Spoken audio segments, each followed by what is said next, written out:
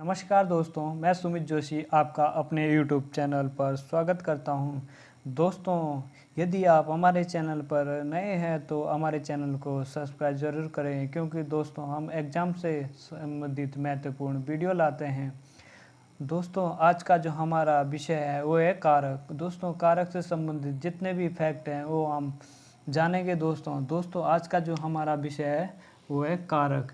दोस्तों, कारक को हम एग्ज़ाम में बहुत ही पूछा जाता है। दोस्तों, कारक को हम व्याकरण की दृष्टि से व्याकरण कोटि के नाम से जानते हैं। दोस्तों, कारक को हम व्याकरण कोटि के नाम से जानते हैं। दोस्तों, आपको याद रखना है कि कारक को हम व्याकरण कोटि के भी नाम से भी जानते हैं। दोस्तों, और जो कारक चिन्ह होते हैं दोस्तों, या जिसे हम कारक विभक्ति कहते हैं, उसे हम परसर्ग के नाम से भी जानते हैं। दोस्तों, परसर्ग आपको याद रखना है दोस्तों, क्योंकि आजकल एग्ज़ाम में परसर्ग ही पूछे जा रहे हैं, कारक विभक्ति ना करके आजकल परसर्ग एग्ज़ाम में दे रहे हैं दोस्तों। तो आपको परसर्ग याद रखना है। दोस्तों, जो कारक है वो 8 प्रकार के होते हैं। दोस्तों, देखते हैं हम एक एक प्रकार से कौन से कारक है और कौन सी उनकी विभक्ति चिन्ह है, और उनके उदाहरण देखेंगे। दोस्तों हम जो पहला कारक देखते हैं वो है दोस्तों कर्ता कारक। कर्ता कारक की जो विभक्ति है दोस्तों वो होती है ने। दोस्तों, जो ने है वो कर्ता कारक की विभक्ति है। कर्ता कारक में जैसे दोस्तों हम देखते हैं, कर्ता कारक में दोस्तों काम करने वाला होगा, यानी कर्ता, यानी जो कर्ता होगा दोस्तों वही हमारा कर्ता कारक होगा, तो काम को करने वाला।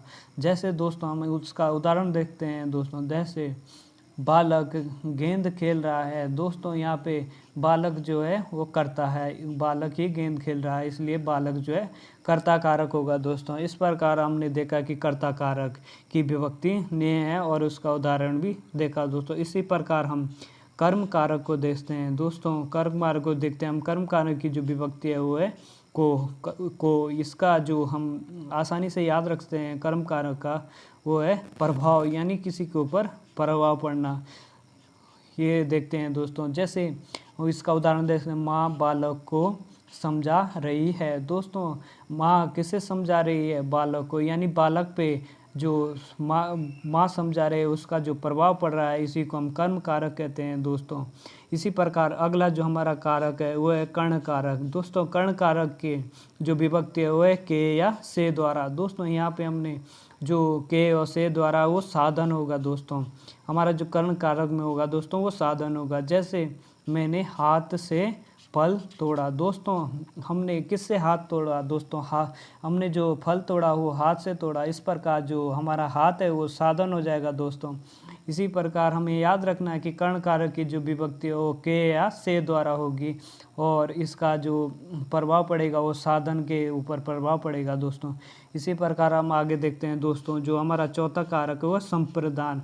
संप्रदान के लिए आएगा दोस्तों, इसकी जो कारक विभक्ति हो जाएगी के लिए, संप्रदान की कारक की विभक्ति हो जाएगी दोस्तों के लिए, यानी के लिए हो जाएगा दोस्तों। जैसे हित पूर्ति हो जाएगा दोस्तों। हित पूर्ति मतलब किसी के प्रति कुछ कार्य करना, इसे ही हित पूर्ति कहते हैं। दोस्तों, जैसे अध्यापक छात्रों के लिए किताब लाए। दोस्तों, अध्यापक जो है छात्रों के लिए किताब लाए, यानी छात्रों के लिए उन्होंने कुछ हित पूर्ति से संबंधित कार्य किया। इसे ही हम संप्रदान कारक कहते हैं। दोस्तों, अपादान कारक की जो विभक्ति है वो से।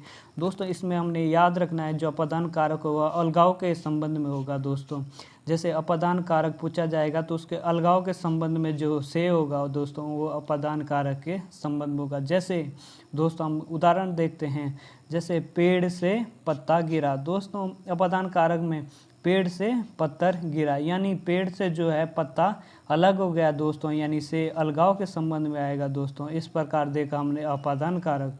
और आगे देखते हैं दोस्तों हम अधिकरण कारक। अधिकरण कारक की जो कारक विभक्ति हो जाएगी वो में या पर हो जाएगी। दोस्तों, इसका जो हम आधार लेते हैं दोस्तों, जो मतलब हम एग्जाम में देखेंगे कि कौन सी अधिकरण कारक, उसमें आधार होगा दोस्तों कोई सा। जैसे पक्षी डाल पर बैठे हैं, यानी जो डाल है दोस्तों वो पक्षी के लिए क्या आधार है, यानी पक्षी जो है डाल पर बैठे हैं, यानी डाल जो है वो आधार हो जाएगा। दोस्तों, इस प्रकार हम देख सकते हैं कि अधिकरण कारक की जो विभक्ति है में या पर हो जाएगी दोस्तों, या आधार, यानी पक्षी डाल पर बैठे हैं।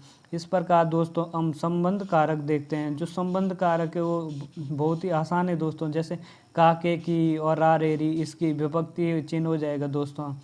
जैसे संबंध बोधक यानी सिंपल है दोस्तों। संबंध बोधक कारक में जो है संबंध का जिक्र किया जाएगा दोस्तों। जैसे राम मोहन का मित्र है दोस्तों। जो राम है वो किसका मित्र है दोस्तों? वो मोहन का मित्र है। इस प्रकार देखते हैं हम कि ये संबंध बता रहा है। इस प्रकार हम इसे संबंध कारक के संबंध में रखेंगे दोस्तों। इस प्रकार अगला कारक जो हमारा है वो है संबोधन कारक। संबोधन कारक में देखेंगे दोस्तों हम उसकी जो विभक्ति है हो जाएगा दोस्तों, अरे हो जाएगा। यानी इसका जो वो लेंगे दोस्तों एग्जाम, वो जैसे पुकारना हो जाएगा दोस्तों। जैसे हम किसी को पुकारेंगे तो वो संबोधन कारक हो जाएगा दोस्तों। जैसे हे प्रभु मुझ पर कृपा करो। जैसे हे प्रभु मुझ पर कृपा करो, यानी हम प्रभु से कह रहे हैं कि हम पर कृपा करें। इस प्रकार ये संबोधन कारक हो जाएगा दोस्तों। मैं आपको कारक कैसे याद करते हैं दोस्तों आसानी से, उसे कुछ आसान तरीके से समझा रहा हूँ। जैसे कर्ता ने कर्म को कर्ण से संप्रदान के लिए अपादान से अधिकरण में और पर संबोधन का, के, की, रा, रे, री और संबंध है। इस प्रकार दोस्तों आपको कारक याद करने हैं दोस्तों। यदि आपको हमारी ये वीडियो पसंद आई हो दोस्तों तो हमारी वीडियो को लाइक एंड शेयर ज़रूर करें। धन्यवाद दोस्तों।